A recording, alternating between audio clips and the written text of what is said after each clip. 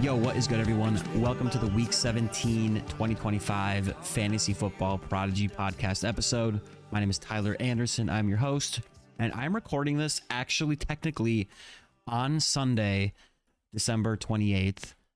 Week 17 championship week for most leagues. If you're in a Week 18 championship, make sure you talk to your commissioner about getting that moved to Week 17 next year. But obviously, you know, with the holidays, I was kind of gone. I did post a clip on socials, and you can find the links below. Put on my, TikTok, YouTube Shorts, all that. But my Christmas Day start of the week. But the Christmas Day games, all three of them are in the books.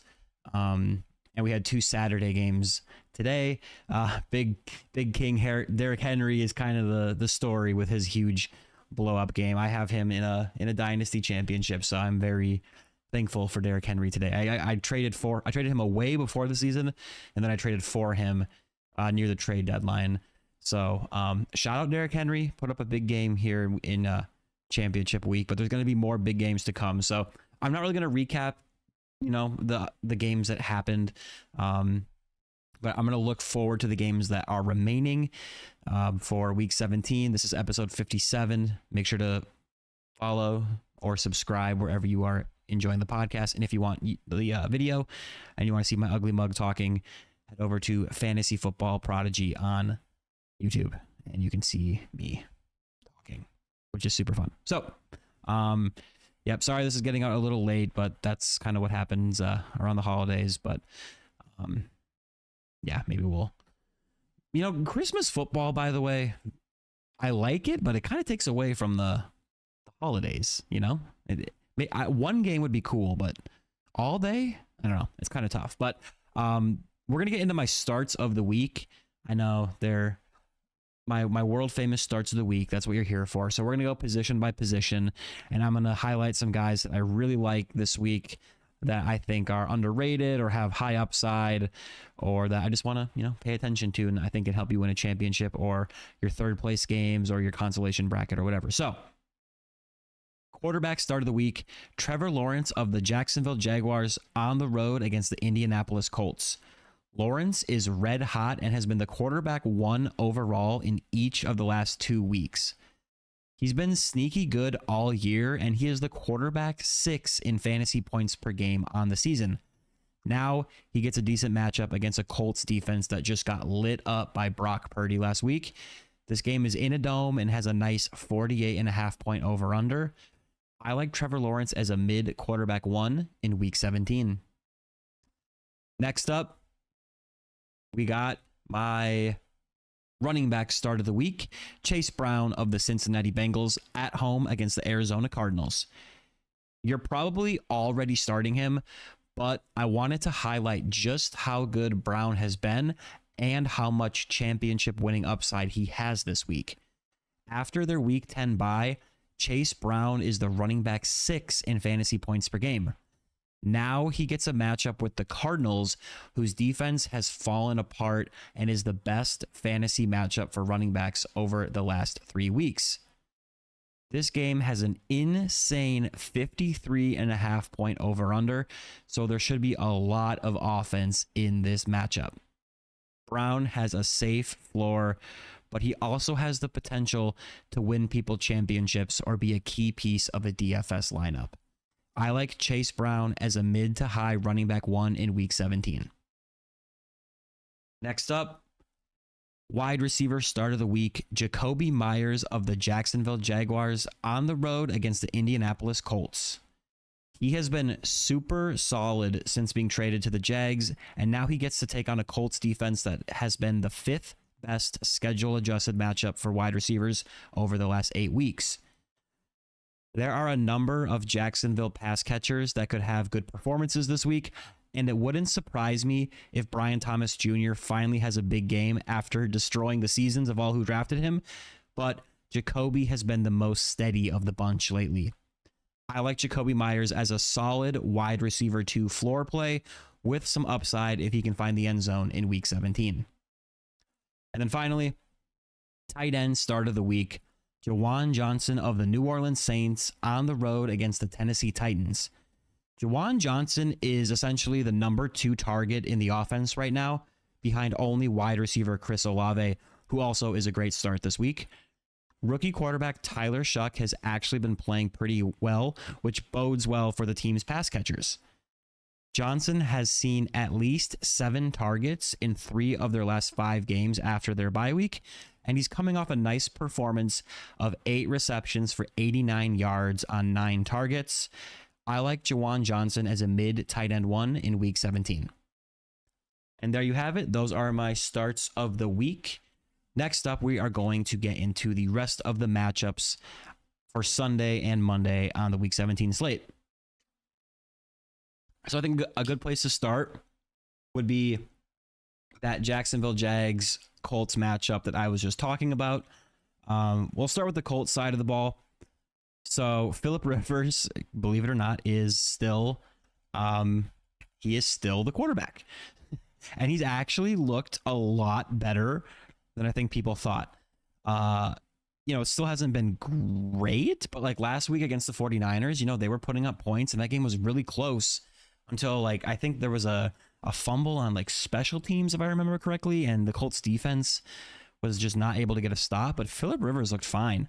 Obviously, he doesn't have the same zip on the ball, but he can still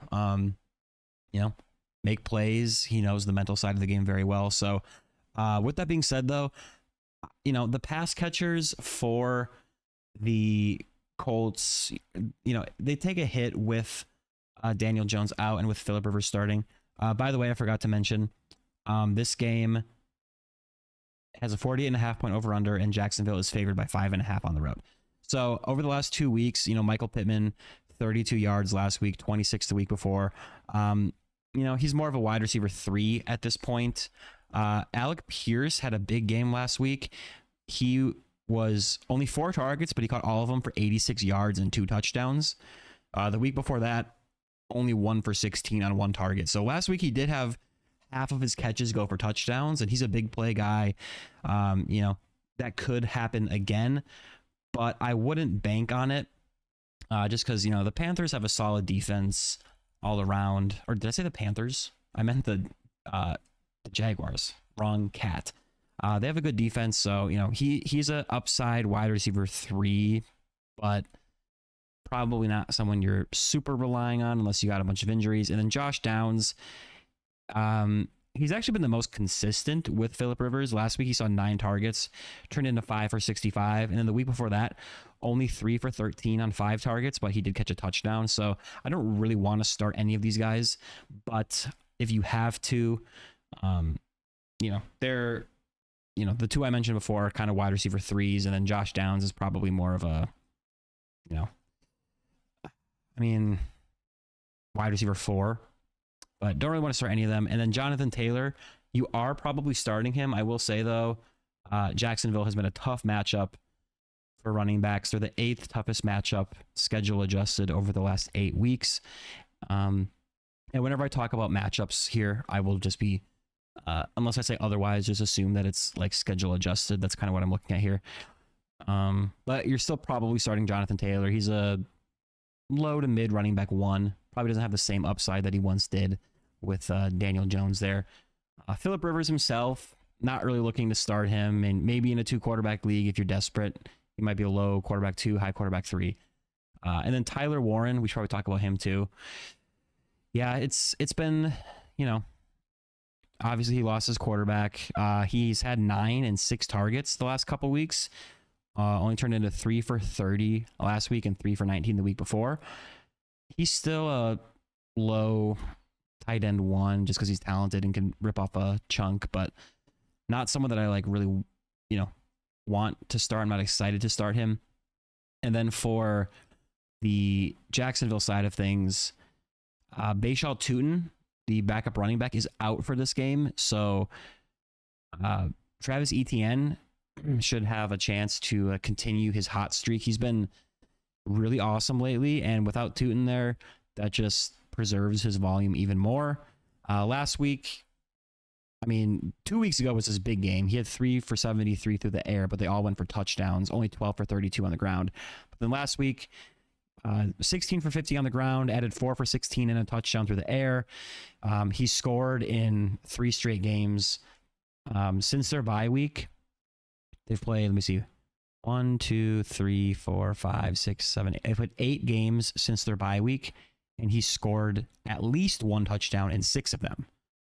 He scored 2 or more touchdowns, it looks like, in 3 of them. So, you know, the touchdowns are coming. This should be an exciting game. He can catch the ball, and it's got a high over-under. So I like him as a probably low to mid running back 1. He was almost my start of the week this week, but I opted to go with the Jacksonville passing game. But ETN could definitely feast in this game. And then actually, Travis Etienne against this Colts team 3 weeks ago, he had 20 for 74 and 2 touchdowns on the ground, caught his only target for 8 yards. So other than that, Trevor Lawrence is my start of the week. Talked about him. Jakobi Meyers is my start of the week. I like him. Brian Thomas Jr., I mentioned him in my start of the week segment. He probably has a little more upside than Jakobi Meyers, but he has more risk. It would make sense, though, that now that I'm out of the playoffs, he would do well. So a couple weeks ago in the first round of the playoffs, he was 4 for 66 and a touchdown on 7 targets. Last week against Denver, he got the Patrick Surtain treatment. It was only 2 for 18 on 3 targets. But this week, I wouldn't be surprised if he has a big game, ruining my start of the week call and basically, making it so if I would have made the playoffs with him, I would have won the championship, because my team has been going off, in the consolation bracket. I had Derrick Henry in that league too. So super annoying. Excuse me. Sorry. Talking about Brian Thomas just makes me sick. In week 14 against the Colts, he saw 6 targets. He caught 3 of them for 87 yards. So you were fine there. And then Parker Washington is interesting. He had a big game last week. I don't know. It's hard to predict. He was 6 for 145 and a touchdown on 10 targets, but the previous 2 games he had 3 targets in each. He missed week 14 against the Colts, actually, but on either side of that game, he had 3 targets. So who knows? Maybe now that he's a game more removed from the injury, maybe he'll play more snaps. So he's a dart throw, like wide receiver 3-4. But you probably have better options. But if like DFS, if you want to take a shot, I don't blame you. And then Brenton Strange on the other side, or on the at tight end, I should say. I don't know why I said on the other side. He's a fine play. He's been pretty solid lately. He's not like a elite option, but if you don't have Trey McBride, he's an option. Obviously, Kyle Pitts and Harold Fannin are probably better starts than him. I'd go Juwan Johnson over him. Maybe Hunter Henry. But Strange over Tyler Warren. I mean, that's probably fair. George Kittle, if he plays, you probably go Kittle over Strange. But if Kittle's out, if you know that he's out by the time Kittle plays, because he's the night game. But and yeah, those are all of the options on those teams. Let's move on to the next matchup here. The Seattle Seahawks. I forgot to say their records, by the way. The Jags are 11-4. The Colts are 8-7. Next up, we got the 12-3 Seattle Seahawks traveling to take on the 8-7 Carolina Panthers. The Seahawks are favored by 7 on the road, and the over-under is 42.5. So let's start with Jacksonville, because I got Jacksonville and Carolina mixed up again, but the other way. That's so interesting. I am very tired, by the way. I've been traveling a lot for the holidays, so maybe we'll chalk it up to that. But the only option I'm really starting for Jacksonville is Tedoroa McMillan. Bryce Young in a 2-quarterback league. I mean, if you're desperate, maybe, but you probably have better options. The Seahawks have a really good defense. Rico Dowdle has been very disappointing lately. It was nice when he kind of took over for Chuba Hubbard as the starter, but he and Chuba have been splitting work lately, and neither have been really good at all. Up until last week, it was bad, but it wasn't, terrible, and there was some hope for maybe things to, maybe get better. But last week, only 9 carries for 29 yards, 6 targets, which is, that's nice. Only caught We caught 4 of them for only 14 yards. So, you know, if for whatever reason he gets the hot hand and they decide to give him the ball, maybe he'll be decent for fantasy, but I'm probably looking elsewhere. If you're in the championship, you probably have better options. The Seahawks are the 3rd toughest matchup, schedule adjusted, for running backs over the last 8 weeks. And then even for McMillan, well, Rico is probably a like back 3, honestly. Like, oh wow, yeah, I'd say he's probably a running back 3. It's just kind of weird. Chuba Hubbard I wouldn't start outside of like the very deepest of leagues, but it's just interesting that Chuba was a good running back in real life and for fantasy, and then, you know, Rico flashed, and they're both good, but they, you know, neither are good for fantasy because they just keep eating into each other's production. Tedarrell McMillan, though, it's a tough matchup. Seattle's the 4th toughest against receivers over the last 8 weeks. Up until last week, McMillan had 3 games in a row with 2 or fewer receptions.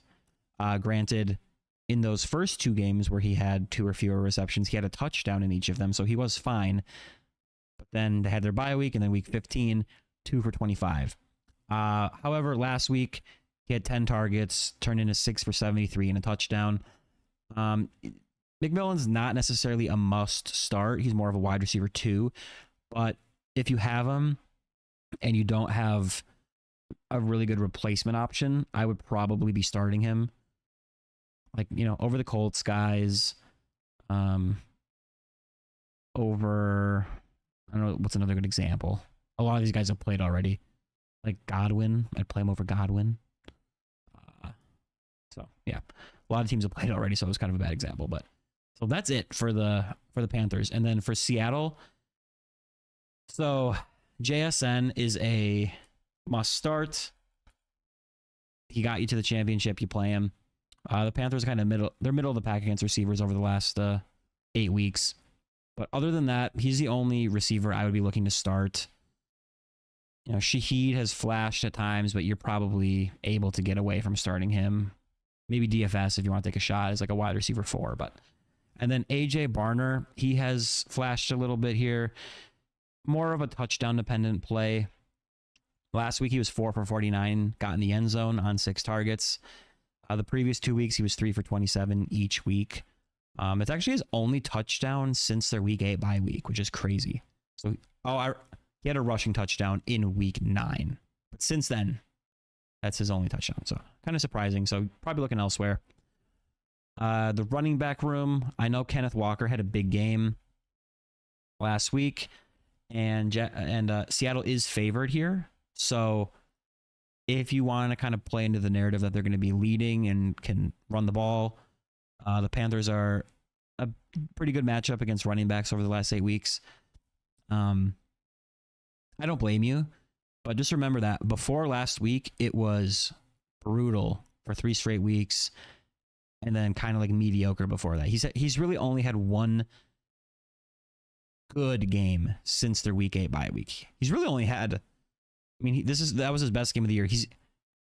It's been very inconsistent. He is a big play guy. He can make big plays happen at any time, and he could do it again. But even last week, he had 100 yards and a touchdown. He only had 11 carries. Like, you love that he can do that with the volume, but you know, since their bye week, from week 9 on, he's had 11, 14, 16, 11, 13, 10, 9 carries. And then in week 16, he had 11. So, you know, he's been kind of in the same, you know, ballpark of low to mid double digits in carries. And he hadn't been doing much with it. He did also have 3 targets, caught them all for 64 yards.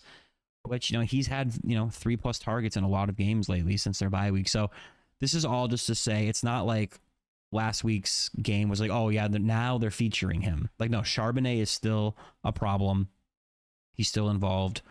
And, you know, unless the coaching staff is like, oh, wow, he just ran all over the Rams rush defense, maybe we should give him the ball more here. Unless they do that, he's probably going to be kind of big play dependent. So he's still high upside, kind of like low running back 2, I would say. but not a must start just because he had a good game last week. But if you have better options, play him. But there's a chance, he's not a bad play. I'm just saying there's a lot of downside. And then Charbonnet, just a touchdown dependent plotter, running back 3. Darnold, I'd probably be looking to get away from this week just because, there's a good chance they'll be leading in this game. And if the team doesn't need him to air it out, they usually don't. The Panthers are also a tough matchup for quarterbacks lately. He has big game ability. And, if the game is competitive, he definitely could light it up. But there's a good chance you have better options. Like, I'd rather play Tyler Shuck of the Saints. That's kind of like, a waiver wire guy that's probably out there that you could pick up and play right over him. So 2 quarterback league, maybe you have to. But we'll move on here. This game is going to make or break a lot of championships. So I had Derrick Henry, but my opponent does have, what's his name? Jamar Chase. I literally just forgot his name completely for a sec. So for the Cardinals, we'll start on the Cardinals side of the ball here, though. Their team is kind of falling apart. They're missing some defensive pieces here. Marvin Harrison, wide receiver, is expected to play, but he'll have his snaps managed. So let's get the Cardinals out of the way here. Jakobi Brissett, he finally came down to earth last week and, struggled for fantasy. I'm totally cool going right back to him this week against the Bengals. This game should be awesome. It's got a 53.5 point over-under. The Bengals are favored by 7. So Arizona should have to throw the ball, and they're not even really trying to run the ball. They can't run. Jacoby's throwing pretty well, and their running back room is kind of just like injured. So it's Michael Carter and DeMarcado right now.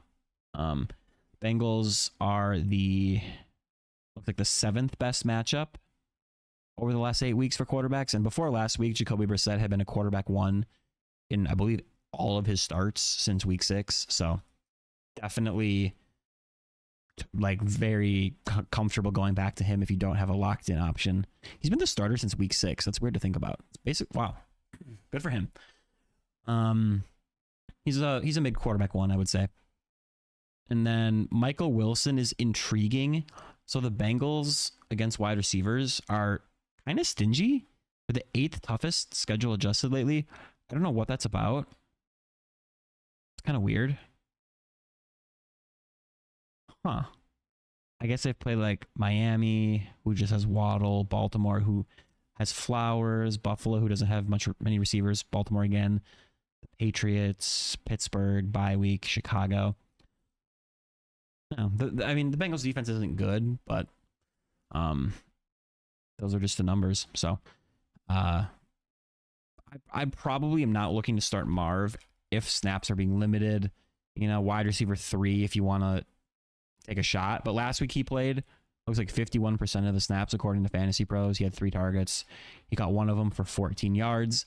And he hasn't really proven to be the type of player that you need to force in the lineup anyways. So you might have better options. Michael Wilson is more intriguing to me.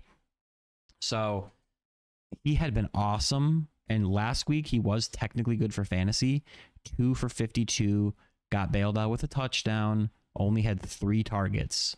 So I don't know how Marv and Wilson, each had no targets, but I think it'll be better this week. And, he scored in 3 straight games. He's been awesome. You should probably start him, but just be aware that Marv is back. And last week with Marv in the lineup, he only had 3 targets. And I want to say, didn't Marv play in week 13? Let me see. So week 13, let me double check this. Yes, Marvin Harrison played, and Marv saw 7 targets, went 6 for 69, while Michael Wilson in week 13, with Marvin Harrison back in the lineup, saw 7 targets, only went 3 for 36. So when Marvin Harrison Jr. is not there, he's basically a lock for double-digit targets, if not, close to 15 plus targets. So still in play. The range of outcomes is still there where he could be good, but more of a wide receiver 2 with that uncertainty. But if this game, gets close to that over-under mark, there's a good chance he's a part of it. I will say, though, Trey McBride, tight end for the Cardinals, he's easily the number one tight end on the week, his rankings-wise, just because the Bengals, they've been historically bad against tight ends. I don't know if they're still on pace to do this, but well into the season, like until maybe they still are, I don't know. But as of, a week or two ago, they were on pace to allow like the most fantasy points to tight ends ever without even really matching up with a truly elite option, or not many at least that I can recall. Now they are taking on arguably the best tight end in the league. So Trey McBride, you're starting him regardless, but just know that, he has a chance to win your championship, even if you win against Derrick Henry. Now, obviously, it's fantasy football, so he could go out there and flop. And last week, he was very disappointing, but I had very limited money in my guillotine league, and I spent my last like $2 getting Trey McBride. I put him at the top of my priority over a lot of good skill position players like McCaffrey and Bijan. Now, granted, if you maybe you don't play a guillotine league, but at this point, everyone has, there's two teams left, me and one other guy. We all have elite skill position players. Trey McBride is a onesie position where he could truly differentiate himself from my opponent. So, and last week only 4 for 27, but he saw 8 targets. So the whole offense just was kind of off last week, it looks like. And then Michael Carter, if you're going to start any of these running backs, it would be Carter. Last week was okay, and he's actually an intriguing option. He was 11 for 65 on the ground, had 2 targets, didn't catch them. But the week before at Houston, he was 14 for 56 on the ground and caught all 4 of his targets for 38 yards. So it's a good matchup, especially, if the game script goes according to plan. And obviously, game script wise, if they're trailing, maybe he doesn't get as much work on the ground. But I just mean if it's a high scoring game, he could have some scoring opportunities, and the Bengals are a pretty good matchup for running back. So he's a running back 2, high running back 3. And then for the sorry, let me just look something up here. Okay. For the Bengals, Chase Brown is my start of the week. He's a locked-in running back 1. Borderline must start. Borderline. Probably you're almost for sure. I just hate when people say someone's a must start when there are some lineups where maybe you wouldn't, but I would say he's about as close to a must start as it gets. Joe Burrow, I've been looking at quarterback rankings a lot this week. A lot of people have him as the quarterback 1 overall on the week, and I don't blame them. Like in my Dynasty Championship, I meant to say in my Guillotine Championship, I have Burrow and Josh Allen. Allen plays Philly. Now that I have a big, well, actually, do I have a lead? I don't remember. Allen is probably a little safer because he runs and he's a good bet to run in a touchdown. But Burrow against this Arizona Cardinals defense that has just been really bad. I mean, they started the year good, but they're kind of falling apart here. Got a lot of injuries. Yeah, man, I don't know who to play here. I got to decide. But Joe Burrow has elite weapon. If you have him in a regular league, you're probably starting him. Like I had him and Dak in a couple like consolation third place leagues where I split it. Like I played Dak in one and I played Burrow in the other.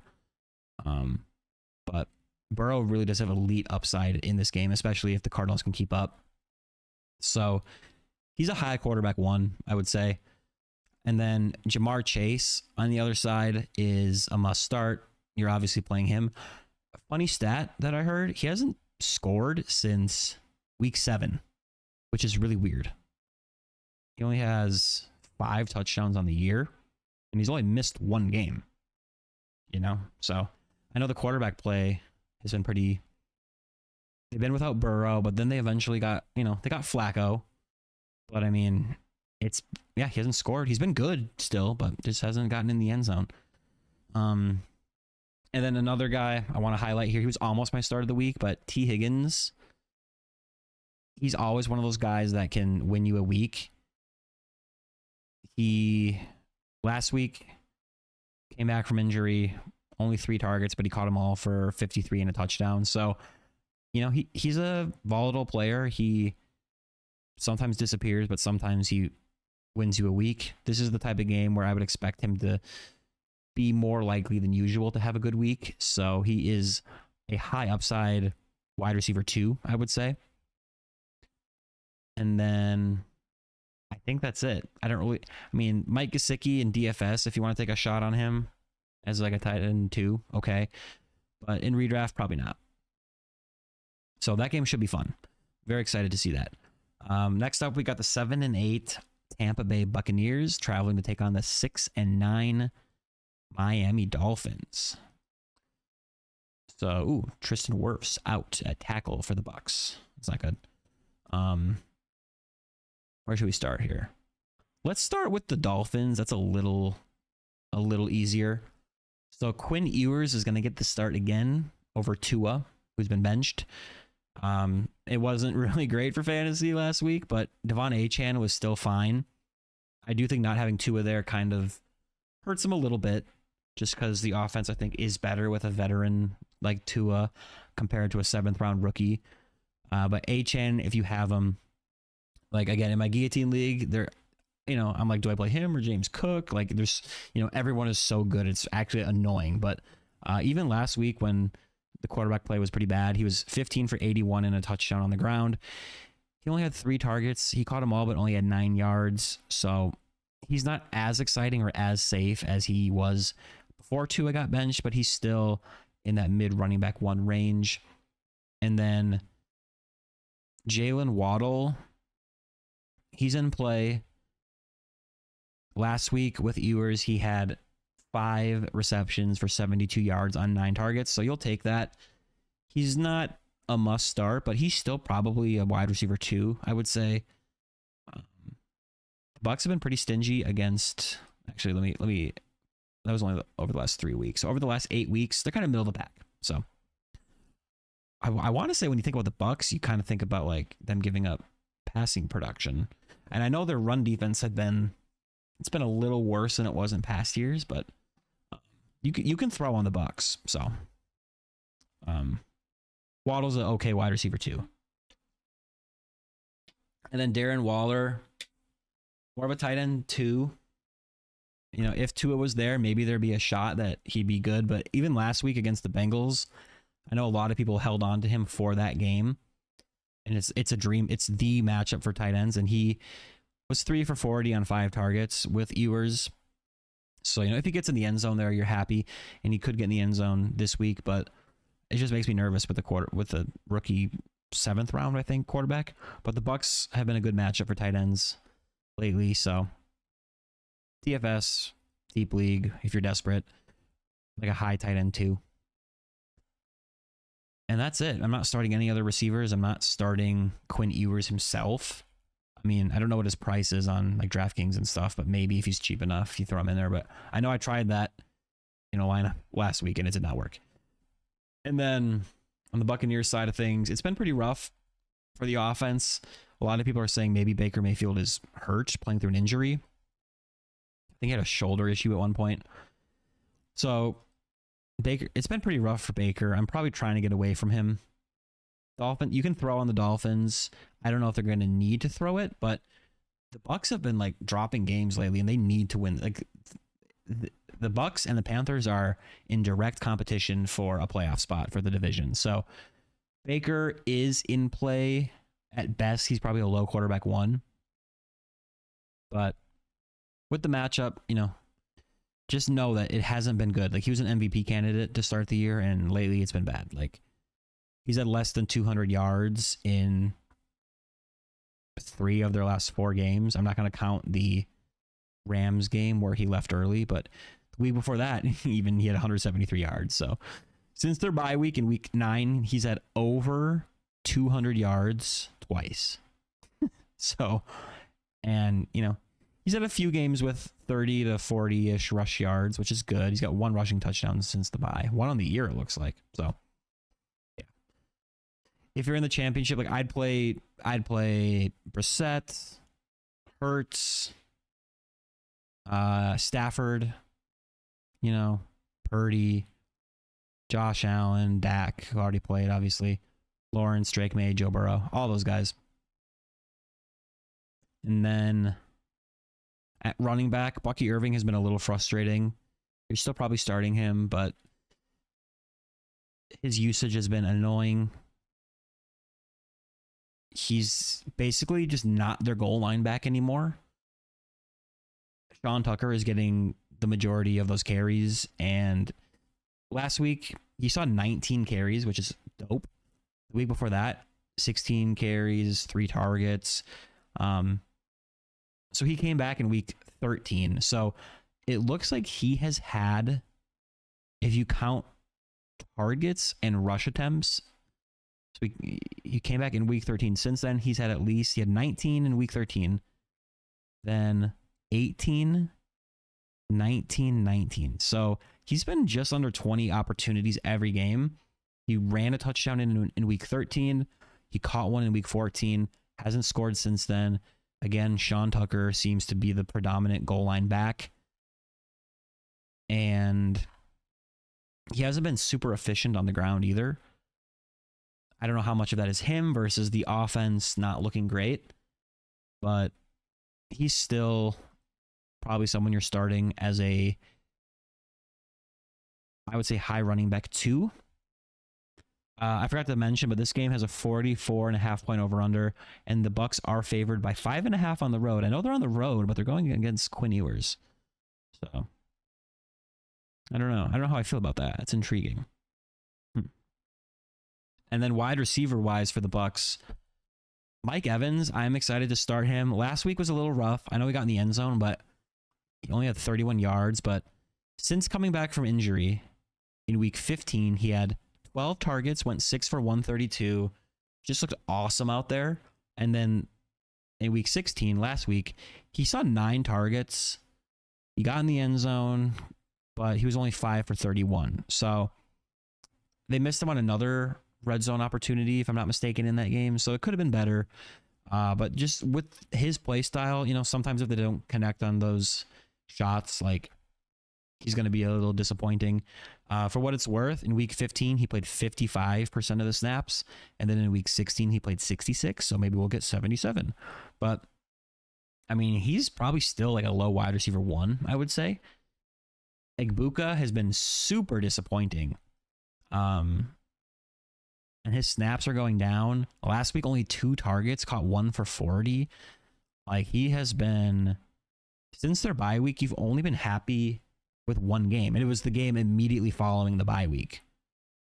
2 targets, only 56% of the snaps. That's, yeah, he was in the 80 to 90% of snaps with Evans gone, but the last 2 weeks, in week 15, 64%, and in week 16, he was 56%. So I'm probably not starting him. Like, wide receiver 3 or 4, okay, but he is not a must start by any means. I would start Chris Godwin probably over him. Probably a little safer PPR wise, but he's not someone I really want to start either. Like, yeah, it's Mike Evans is the only one that I'm really have any excitement to start. Like, Godwin or Egbuka could always get in the end zone, but, you know, just looking at realistic range of outcomes, they're more wide receiver 3-4s. And then Cade Otton is irrelevant with all these receivers back and healthy. And yeah, I think that's pretty much it. I mean, Rachaad White, you're not starting him. He hasn't really been super involved. So, Sean Tucker himself, I mean, I don't know what the odds are on his anytime touchdown, but he gets goal. He scored in 3 straight weeks. Sean Tucker, I didn't even realize that. That's so funny. I know he gets the opportunities, and I guess he's converting some of them. I mean, yeah, 3 rushing touchdowns, 1 in each of the last 3 games. That's so funny to look at. He's got like 3 yards and 7 yards and a touchdown. Oh, that's so annoying. Anywho, we're moving on. 44.5 point over under. Yeah, it's kind of like, I don't know, that game could be gross. Moving on to the 9-6 Pittsburgh Steelers, traveling to take on the 3-12 Cleveland Browns. TJ Watt is going to be out again for the Steelers, so they got some injuries. On the Brown side of things, Njoku is still out at tight end. Harold Fannin Jr. is expected to play. He's questionable with a groin injury. So it's kind of annoying. He's been super awesome. So hopefully he's healthy. Dylan Sampson at running back is questionable. So for the Browns, Dylan Sampson might get the start if he's active and good to go. Otherwise, it's Raheem Sanders and Travion Williams. So Quinshon Judkins went on injured reserve. So he is he was kind of their few options that was intriguing, and he's gone, and he's going to be out for the year and probably a good chunk of next year. So the running back room is it's a little gross. If Sampson isn't the starter, I don't even know if I want to touch this running back room regardless. That's kind of where I'm at. So it's kind of one of those things where, monitor the news up until kickoff and see, maybe if they come out and say this guy's going to be the clear lead back, okay. But other than that, I don't want to start Judy or Tillman or Bond or any of these receivers. At tight end, Harold Fannin Jr. would be a great play as long as he's healthy and good to go. The Steelers have given up some good tight end performances this year, and Fannin has been very, very involved lately.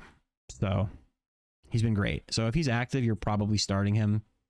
The only other guys I would consider would probably be like Kyle Pitts, maybe, who he was questionable earlier. Is he good to go now? He was limited on Friday, but says he should be good to go for Monday. I don't see a Q by his name, so I don't know. The only guy I would for sure start over Fannin would be McBride.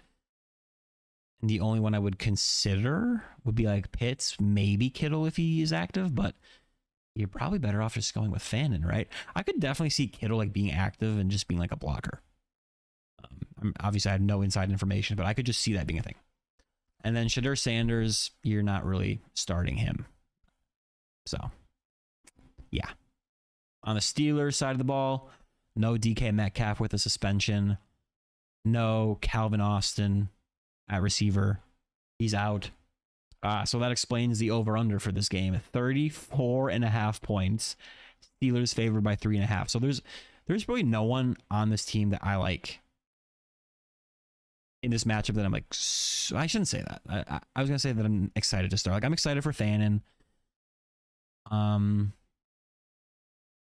For the Steelers, I think there are opportunities for one of these running backs.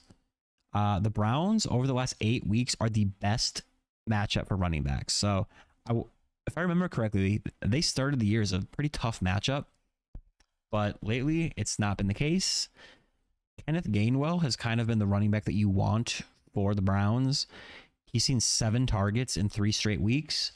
Last week, he had a big game against Detroit. He had a kind of a freak, like deep touchdown catch where he caught it like kind of like a circus catch, and then I think he didn't get touched, and he just got up and ran in the end zone. So he was 5 for 78 and a touchdown through the air, 9 for 50 on the ground.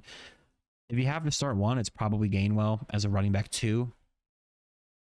And then Jaylen Warren is also a lower running back 2, I would say, but he's still in play. I mean, he was also awesome last week. 14 for 143 on the ground with 2 rushing touchdowns. Only 2 targets, caught him for 8 yards. And he has scored in 4 of their last 5 games. Now, granted, going into week 15, I said he's a little touchdown dependent. That was the game that he didn't score, and you were very disappointed for fantasy. He's been around half the snaps for the last handful of weeks here. So it really is a true committee. But in this matchup, like, it's the best matchup, schedule adjusted, over the last 8 weeks for running backs. So both are in play. And with no receivers really to speak of, like, these guys might be more involved in the passing game. Adam Thielen is there.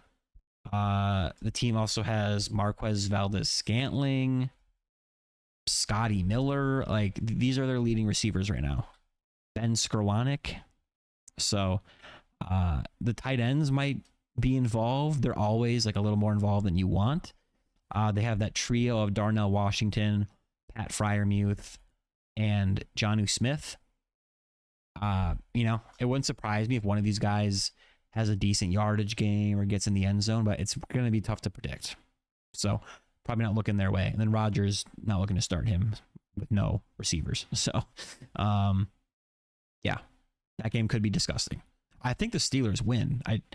Even though they have no one to throw to because Metcalf decided to slap a fan. But anyways, moving on. The 12-3 New England Patriots traveling to take on the 3-12 New York Jets. We got a palindrome game.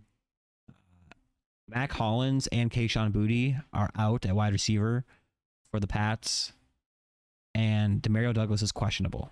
So something to monitor for the Patriots. Sorry, I don't know. I was thinking about multiple things at once there. One thing I wanted to look at too, actually. Sorry, I'm kind of backtracking here. Is Sauce Gardner going to be back? I probably should have. I remember earlier in the week I was thinking about that. I thought I heard he was going to be back. Is he good to go? Let's see. Where is he? Sauce. Yeah, he's good to go. So, maybe that Colts pass defense looks a little bit better, but I think he'll probably get the Brian Thomas coverage, I would say. But anyways, for the Patriots, they're favored heavily in this game. To be specific, they are favored by 13.5 points. The over-under is 42.5. So, yeah, that's crazy that the over-under is that high with, not that it's high, but, basically the Patriots are favored to score all the points. So Drake May is a good quarterback one start. He might not be needed to throw the ball a ton, but he is in the MVP race. So I would expect 2 touchdowns as a safe bet. If he scores like 3 or 4, it wouldn't shock me, but I don't think they're going to need to push him. And then Travion Henderson and Ramondre are both in play. It looked like maybe Travion was going to miss, in which case Ramondre probably would have been my start of the week. But Travion he cleared concussion protocol. He's expected to play. In week 11, he lit this team up. I believe Ramondre was out for that game, but 88% of snaps. He was 19 for 62 and 2 touchdowns, 5 for 31 and a touchdown. I don't expect that again, but he can make big plays. So he's a running back 2. And then Stevenson, he takes a hit with Henderson being active. He's not a big play guy. He kind of needs volume or to fall in the end zone to be good for fantasy. So he's still in play as big favorites, but not as excited as I was if Henderson were out. But he's still probably low running back 2, running back 3 range. And Stephon Diggs is probably going to need to be involved in this game with all the injuries they have that I mentioned. So he's a nice wide receiver 2. When they played the Jets in week 11, he was 9 for 105 on 11 targets. It looked like his usage was going down quite a bit. He hadn't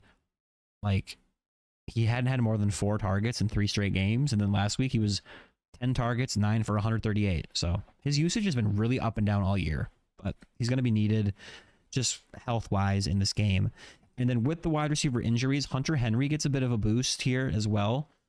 Because they got to throw the ball to someone. In terms of matchup over the last 8 weeks, the Jets are kind of middle of the pack. And last week, Henry was 6 for 35 and a touchdown on 7 targets. Usually, if he's going to be good for fantasy, you need him to get in the end zone, but I could definitely see him doing that here and being a pretty solid tight end 1 start. So I think that's it for the Patriots. For the Jets, there's really not a single player I want to start. Brady Cook is going to get the start here, so that's not good. Breece Hall is probably a running back 3 at this point. He's been bad. Wide receiver wise, Adonai Mitchell would probably be the one I would pick as a wide receiver 3. He's got big play upside. He's seen quite a few, he's seen good targets lately.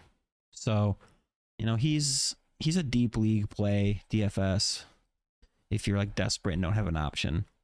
But yeah, it's pretty gross. And Mason Taylor, tight end, is out. So Jeremy Ruckert, Stone Smart, Jelani Woods, get ready, baby. And what's John Mechie been up to? He had a little couple week touchdown stretch, but since then he's been under 40 yards. So yeah, we can quickly move past the Jets. We'll go to a much more exciting game. The 5-10 New Orleans Saints traveling to take on the 3-12 Tennessee Titans.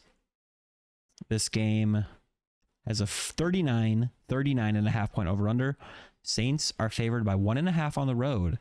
The Saints have actually looked pretty good lately with Tyler Shuck at quarterback. Chris Olave, questionable, but he's traveling with the team.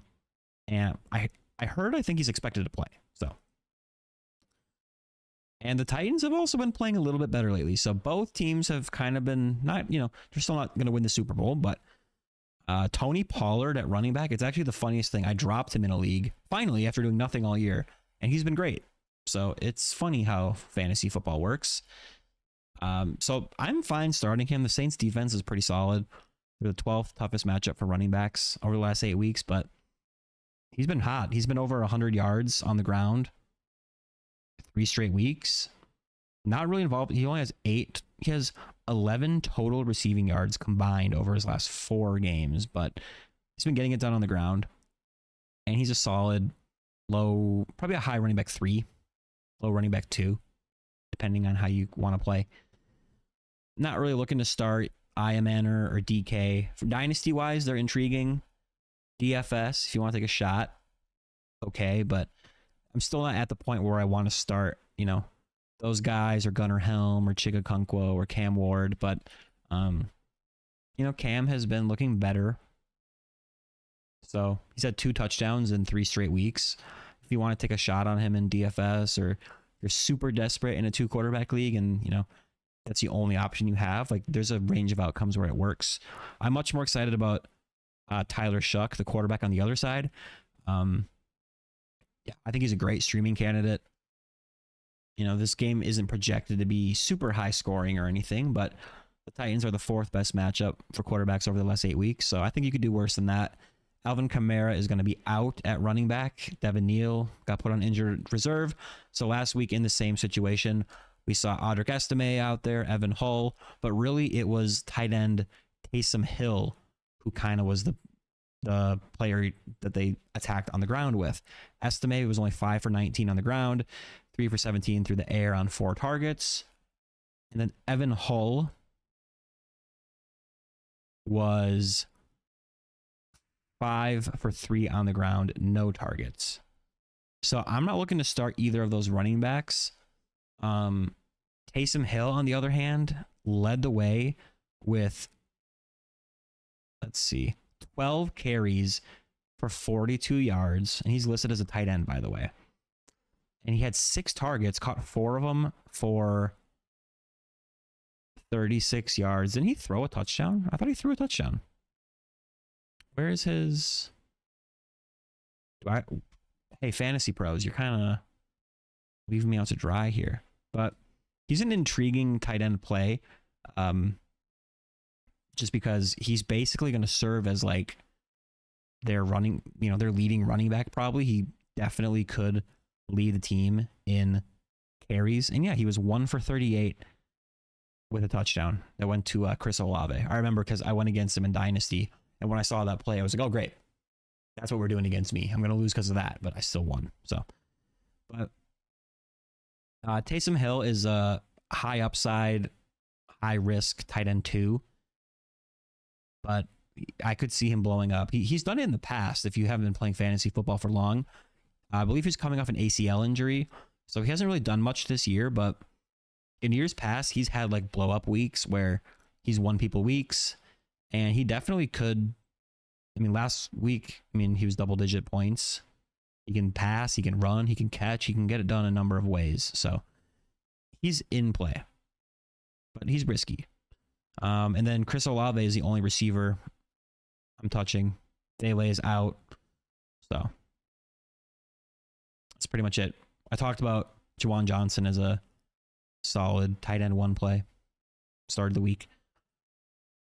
So I think that's all there is to really say about that game. We'll move on to the ultimate battle of trash.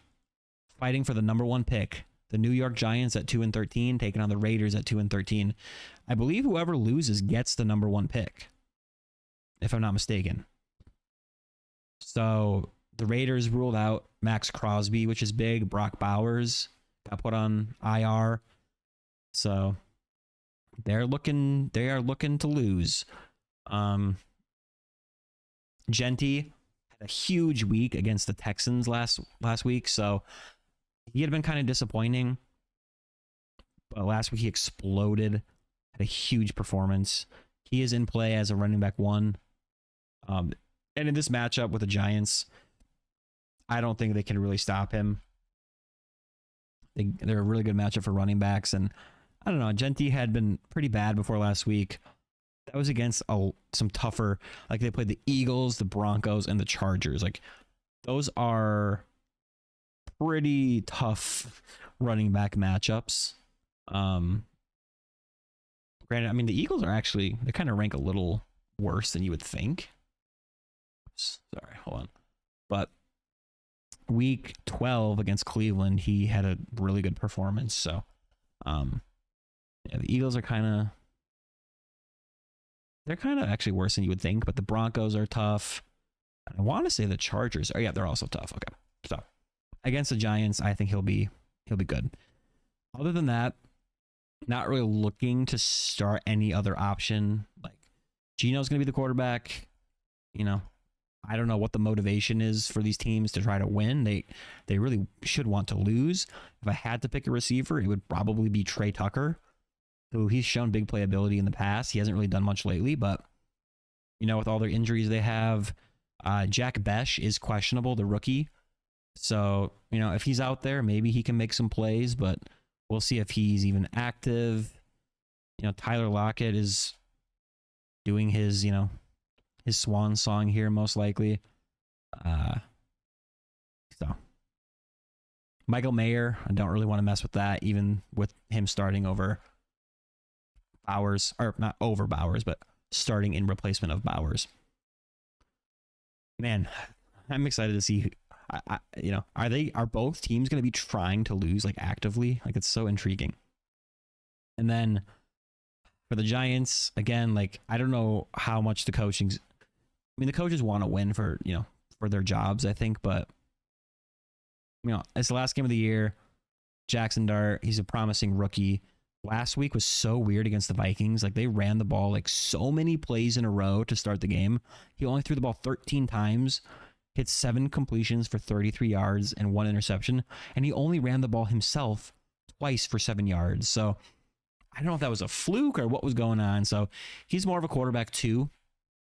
And obviously, you know, his receivers take a big hit if they're not going to throw the ball. Like Wandale is still, you know, a low wide receiver 2, high wide receiver 3, but he doesn't have a lot of upside most weeks anyways, because he gets typically close to the line of scrimmage targets. Like, yes, he's had a big game or two this year, and he's still in play, but, you know, Darius Slayton is a deep league shot. You hope he gets in the end zone.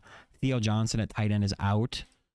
So, I mean, I don't know what Daniel Bellinger's price is in, like, DraftKings, but I think he's probably going to be the starter, right?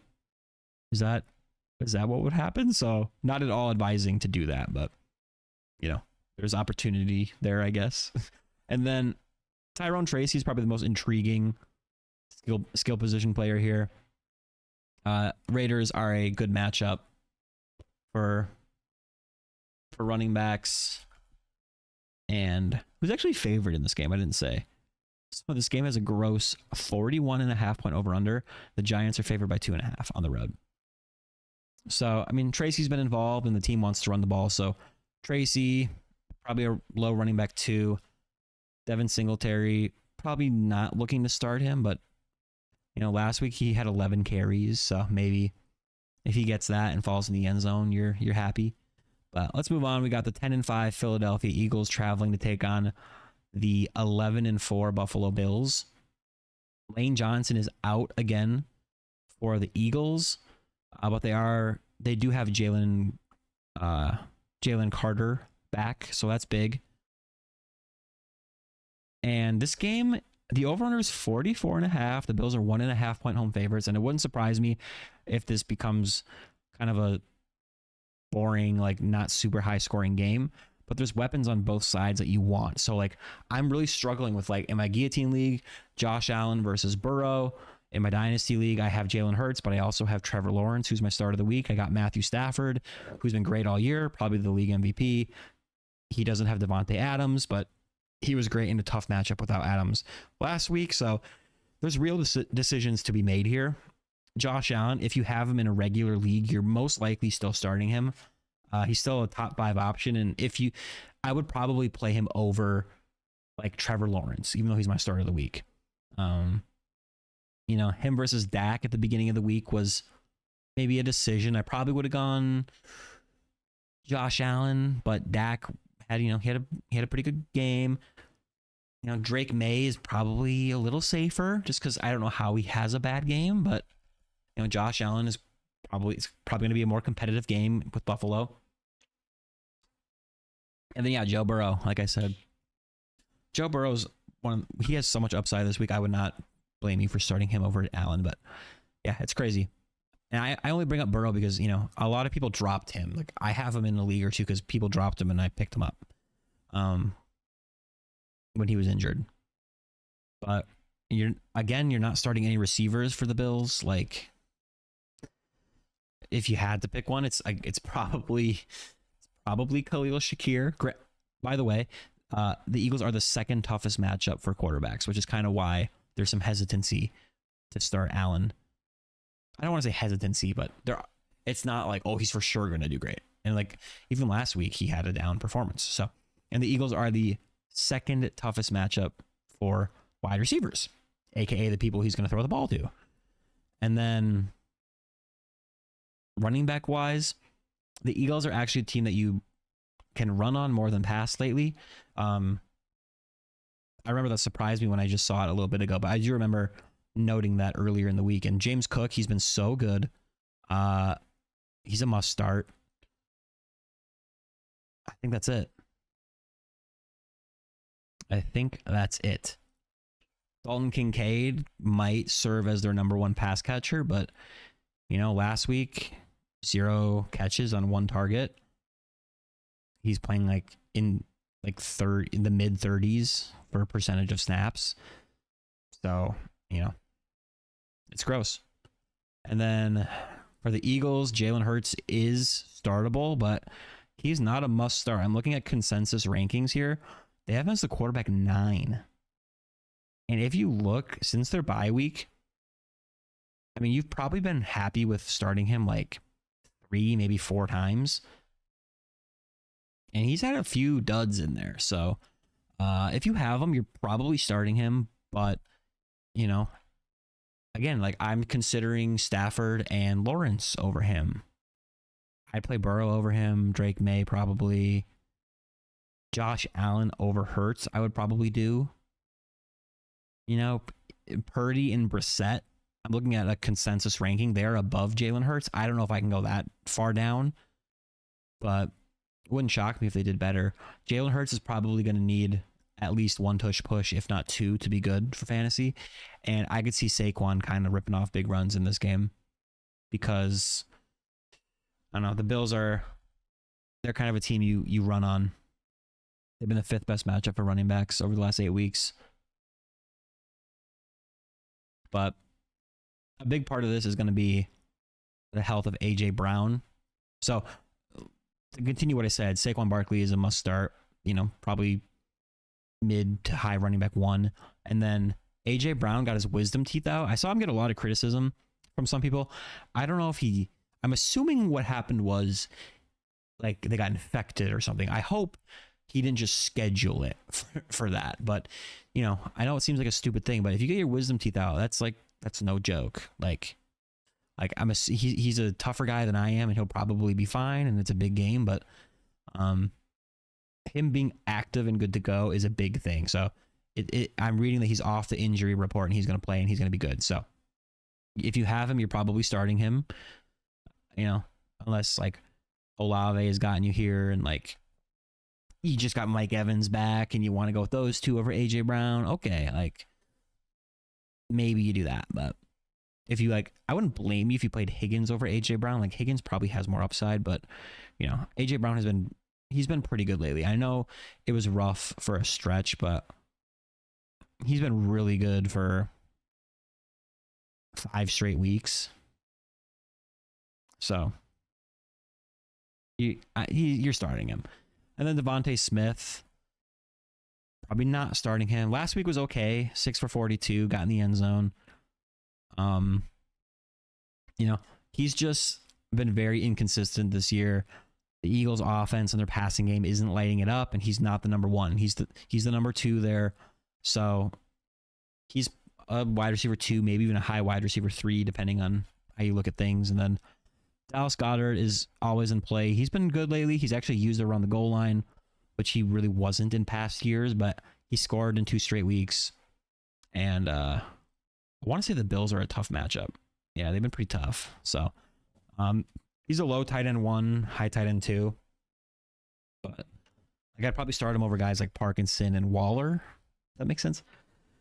Over Taysom Hill, that's, it really depends how they use Taysom Hill. Like, I'm not a coach for the Saints, so I can't tell you if they're going to use him how we want or not. Like, Taysom Hill could win you your week, or he could have 2 carries for -3 yards. Like, you just don't know. For the Bears, though, taking on the Chicago Bears, taking on the San Francisco 49ers, both teams 11-4. Game has a 52.5 point over-under, which is sweet, and the 49ers are favored by 3.5 at home. So Roma Dunze is out for the Bears at wide receiver. For the 49ers, they still have a number of injuries. Fred Warner is ahead of schedule in his recovery and could be a candidate to return to action. I don't know if he's going to play this week, but that's just what I'm reading. And then Ricky Pearsall at wide receiver is listed as questionable. I believe he missed last week. And even when he's been back lately, he has done nothing for fantasy. I put up no stats whatsoever. So he's not really in play, but actually, what? Week 15, Pearsall was 6 for 96 on 7 targets. I forgot he did that. Still, he missed the following week, and I don't really want to start him coming off of, another injury. If you're in the championship, you certainly have better options, but I'm more interested in his health for guys like, Juwan Jennings. George Kittle at tight end is questionable, so his health is huge. So the only for sure thing is you're starting Christian McCaffrey. Brock Purdy is probably a good start at quarterback, but if he's without Pearsall and Kittle, I do think he takes a little bit of a hit. But he's in play. Just monitor the news with health. But if you have a good option that you want to start before the Sunday night game, like you might not know the health of Kittle before the game. So if Kittle's out, that hurts. If Pearsall and or Kittle are out, that just makes me like Juwan Jennings a little bit more. I think he's in play regardless, but he's been a scoring machine. He's been super consistent. He has scored in 4 straight weeks. Let's see, 6 of the last 7 weeks he's gotten in the end zone. So he's in my Dynasty Championship lineup. He's a solid wide receiver too. And he was almost my start of the week. And then, if Kittle plays, you're in a regular league, you're probably playing him. Now in my Guillotine League, like I dropped him for for Trey McBride. So obviously I would prefer McBride, but in most leagues you don't have McBride and Kittle. In my Dynasty League, I have Pitts and Kittle. At this point, I'm probably leaning Pitts just because he is great as is. And just less question marks with George Kittle. I have the luxury of knowing if Kittle's going to play or not, at least, because Pitts is on Monday. But I think that's it for that side of the ball. If Kittle's active, would I start like Jawan Johnson or Hunter Henry or Brenton Strange over Kittle? Probably not. I know Juwan Johnson is my start of the week, but I still don't think he really has that much upside compared to a guy like Kittle. Kittle could go out there and literally not catch a pass. Like, that is in the range of outcomes. If he's active but injured, they might just use him as a blocker, not have him on the field a ton. Like, it's definitely possible.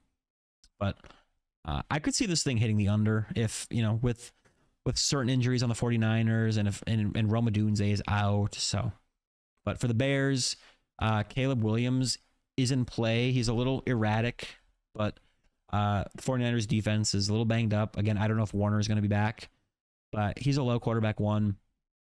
And then running back wise, DeAndre Swift has been pretty solid all year. 49ers are a okay matchup. So DeAndre Swift is in play as a running back 2. Wasn't great last week, but he still had 13 carries. And he's actually alternated 13, 18, 13, 18 carries the last 4 weeks. So according to my calculations, he should be back at 18 carries. And then Kyle Monungai is a deep league running back 3. He's flashed, but if I had to pick one between these two, it looks like it's DeAndre Swift's backfield. And then with Rome Odunze out, DJ Moore, Luther Burden, Colson Loveland at tight end, they get a bit of a bump. DJ Moore came through with a big game-winning catch last week for the touchdown. Still, even with that play, he was 5 for 97 and a touchdown, 7 targets. But he's in play as a low wide receiver 2, high wide receiver 3. Luther Burden, probably more of a DFS dart throw. He saw 7 targets last week, turned into 6 for 84. Only played 39% of the snaps. I don't know if he left early with an injury, because I know he was injured at one point. So maybe that's what happened? I can't remember. I'm not seeing any injury notes, but it says he'll be back this week. Huh. He must have left that game early, right? I don't know. Either way, he's a deep league play. And then Colston Loveland, he's talented, highly drafted. Even with some injuries around him, he hasn't been great for fantasy. He's had a couple good performances here and there, though. A number of games where he's been 40 to 60 yards. He had a big blow-up game in week 9 against the Bengals. That barely counts because it's the Bengals, and he had that huge. I believe that was when he had that huge game-winning touchdown where the guys just fell off him. But 5 targets, 3 straight weeks. Got in the end zone 3 weeks ago. 63 yards 2 weeks ago. Last week, only 3 for 30. So low tight end 1, high tight end 2, just with the uncertainty of the position. And then last matchup, the 11-4 LA Rams traveling to take on the 6-9 Atlanta Falcons. 49.5 point over under, and the Rams are favored by 7.5 on the road. Devontae Adams is doubtful. He's probably not going to play. That's probably just going to be the Puka Nacua show. And this is kind of a big injury for the Falcons. Drake London is questionable. That's a huge thing to monitor because it is the Monday night game.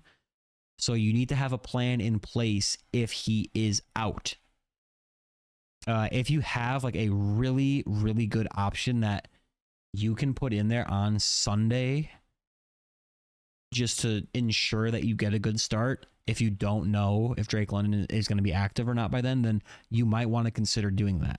Now, if you do that, London could suit up and be great for fantasy. But if you want to mitigate risk, especially if you're like a favorite and you just want to make sure you get a good player out there, like if you have a Jakobi Meyers or a Juwan Jennings the night before, or Jalen Waddle, Stephon Diggs, that type of guy, maybe it's, again, I'm not telling you what to do. I cannot predict the future, but it's just a decision you can make because you don't want to go into Monday night and not have a pivot option, but if you do decide to take it to Monday night, make sure you have a pivot option like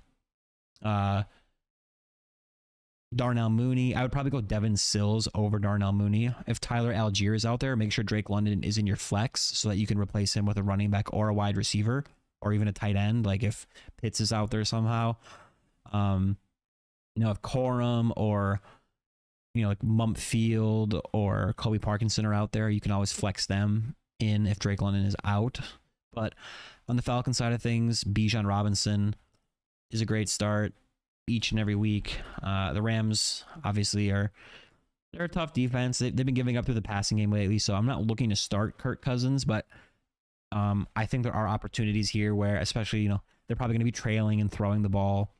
So Kirk Cousins is a quarterback 2 in a super flex league.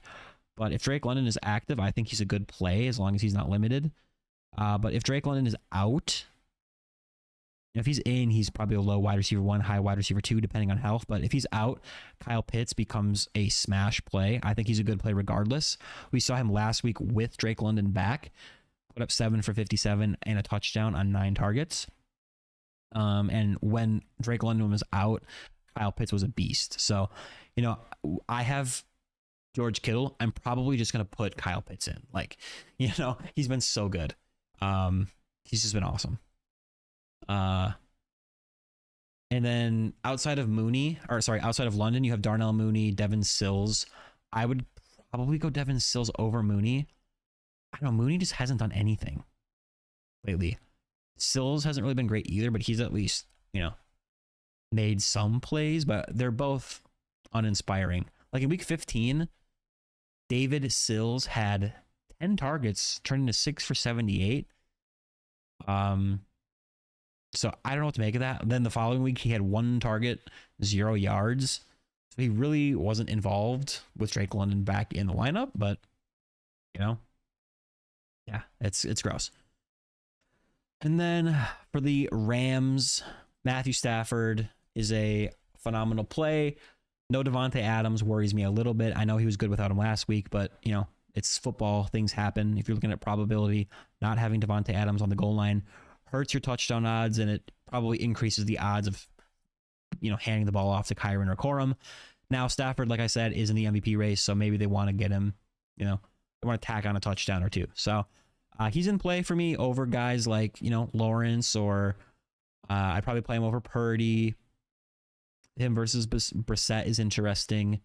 Him versus Jalen Hurts is a decision I have to make. So he's a quarterback 1. And then both of these running backs are viable in Kyren Williams and Blake Corum.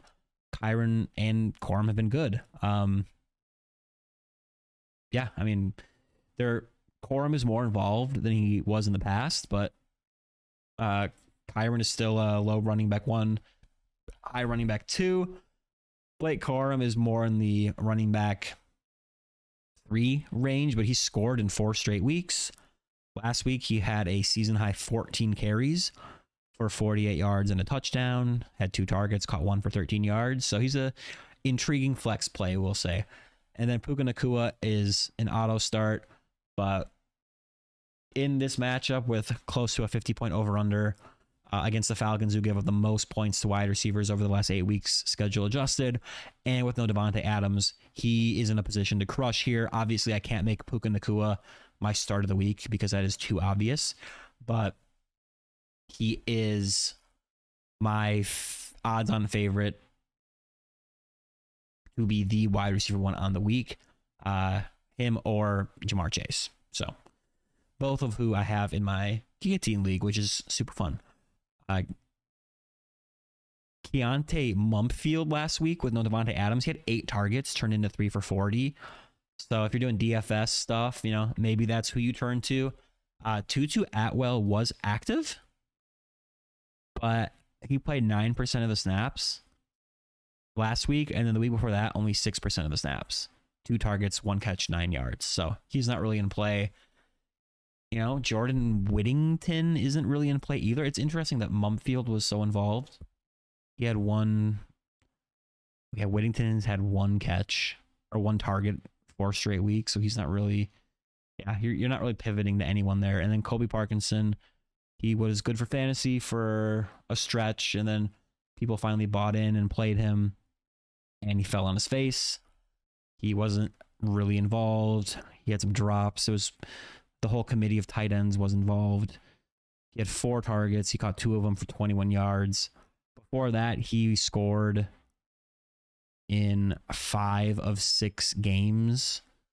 And a lot of people finally put him in their lineups against Seattle. And that game just went crazy, but he still somehow failed. So he is still a tight end 2 with upside to get in the end zone, but You know, obviously there's nothing sure with him. So those are all of our remaining games for week 17 championship week. Thank you for watching. I hope you enjoyed. Make sure to follow or subscribe wherever you are enjoying the podcast. Comment down below if you're in the championship or if you got cheated out of one. I want to hear you rant. If you drafted Brian Thomas Jr., please let me know. We can talk crap about him. And I will see you in the next one. Good luck to everyone except your opponents. Peace out.